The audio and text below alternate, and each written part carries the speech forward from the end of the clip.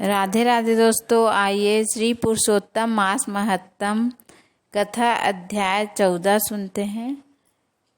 मंगलकारी देव तुम मंगल करो गणेश, जगवंदन तुम्हारे करे काटो सबके कलेश। चिंताग्रस्त राजा दृढ़धनवा की कथा को आगे सुनाते हुए श्री नारायण जी बोले, इस प्रकार चिंता करते हुए राजा के पास दिव्य राम चरित्र काव्य के रचयिता श्री वाल्मीकि ऋषि पधारो।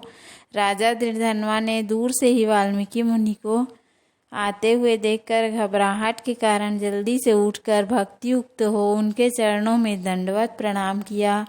भली भांति पूजा कर उत्तम आसन दिया, उस पर ऋषि को बैठाकर उनके चरणों को गोद में लेकर दोनों हाथों से धोया और उस चरणोदक को बड़े हर्ष के साथ अपने माथे पर छिड़का। फिर उस तोते से कहे हुए वचनों को याद कर मधुर स्वर में महर्षि वाल्मीकि से कहा, हे भगवान, आज मैं कृतकृत्य हो गया हूँ, भाग्यवान हूँ जो आपके दर्शन हुए हैं। हे संसार को पवित्र करने वाले महात्मा कि मैं कैसे प्रशंसा करूं। हे प्रभु, आज मेरा मनोरथ पूर्ण हुआ। आज आपके प्रत्यक्ष दर्शन शास्त्रादिकों के यथार्थ अर्थ का ज्ञान सफल हुआ। श्री नारायण बोले। इस तरह उस महात्मा से प्रार्थना करके राजा चुप हो गया। महर्षि वाल्मीकि ने कृपा पूर्वक राजा की ओर देखा। वे बड़े प्रसन्न हुए और राजा को आनंदित करते हुए बोले, हे राजन, इस प्रकार की नम्रता के कारण तुम धन्य हो। हे राजन, तुम चिंतित दिखते हो, अपने हृदय के दुख को मुझे कहो, देर मत करो। राजा दृढ़धनवा बोला, आपके चरण कमल की कृपा से मैं हर प्रकार से प्रसन्न हूँ। हे विद्वान, मेरे हृदय में एक संदेह है, वही मुझे तीर के समान चुभ रहा है, कृपया उसे दूर कीजिए। वन में किसी तोते की मुख के वचन सुनकर संशय उत्पन्न हुआ है, कृपया उस संशय को दूर करें।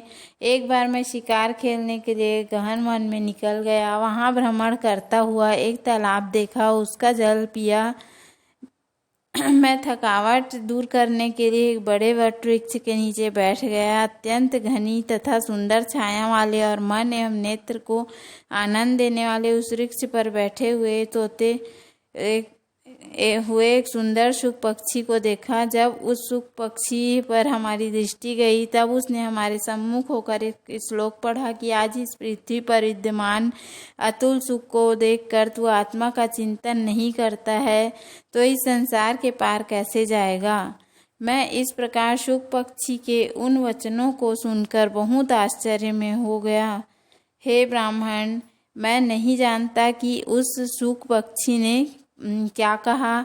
इस समय हमारे हृदय के संदेह को आप दूर करने के योग्य हमारा राज्य, सुख तथा सुंदर 4 पुत्र, सुंदर पतिव्रता स्त्री, हाथी, घोड़ा, रथ, सेना सब हैं।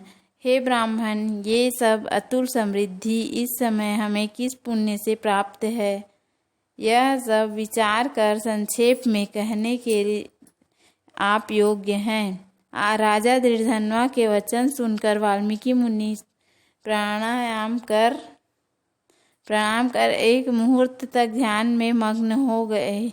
हाथ में रखे हुए आंवला के फल के समान विश्व, संसार के भूत, भविष्य और जो वर्तमान विषय है उनको हृदय में समाधि के बल से जानकर और निश्चित कर राजा बोले। वाल्मीकि मुनि राजा से इस प्रकार बोले कि हे राजाओं में श्रेष्ठ, अपने पुनर्जन्म का चरित्र सुनो। आप द्रविड़ देश के ताम्रपर्णी नदी के किनारे वास करने वाले सुदेव नामक ब्राह्मण थे। धार्मिक, सत्यवादी, जो मिल जाए उतने में संतोष करने वाले, वेद के अध्ययन में रत तथा हमेशा विष्णु भक्ति में परायण रहा करते थे। आपने अग्निहोत्र आदि यज्ञों के द्वारा भगवान श्री हरि को प्रसन्न किया। इस प्रकार तुम्हारी गुणवती स्त्री थी, जो अत्यंत सुंदर, चतुर और गुणवती थी। वह गोमती नाम की श्री गौतम ऋषि की सुंदर कन्या थी जो हमेशा से शंकर जी की सेवा में तत्पर रहती थी। पार्वती के समान तुम्हारी प्रेम से सेवा करती थी। गृहस्थ आश्रम धर्म में धर्म पूर्वक वास करते हुए बहुत समय बीत गया, परंतु तुमको संतान प्राप्त नहीं हुई। एक समय आप आसन पर बैठे थे, तुम्हारी स्त्री तुम्हारी सेवा कर रही थी।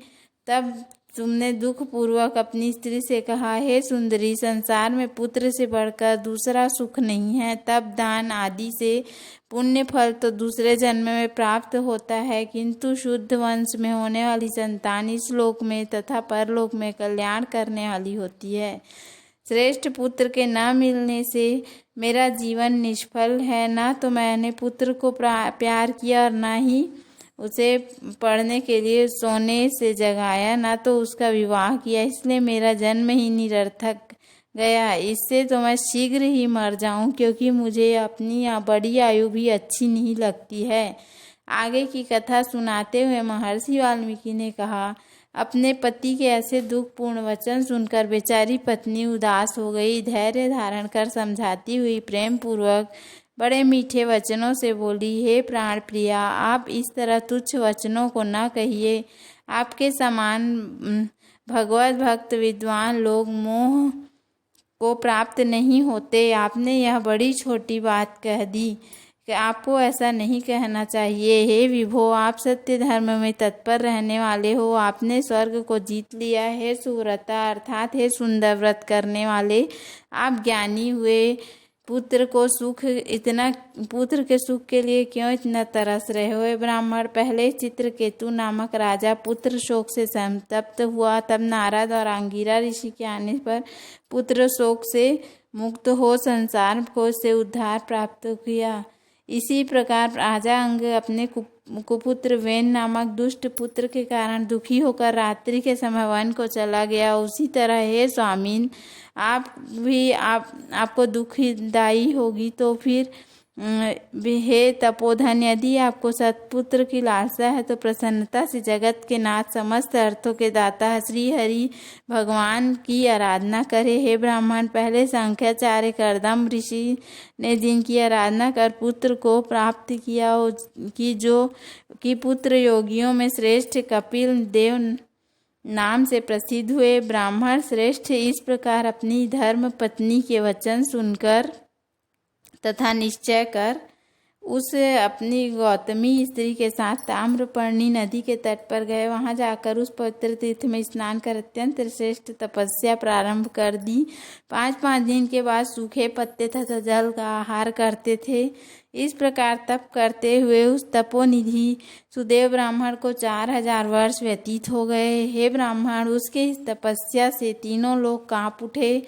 भक्त वत्सल भगवान उस सुदेव ब्राह्मण के अत्यंत उग्र तपस्या को देखकर जल्दी से गरुड़ पर सवार होकर उसे मनवांछित वर देने के लिए उनके समक्ष प्रकट हुए।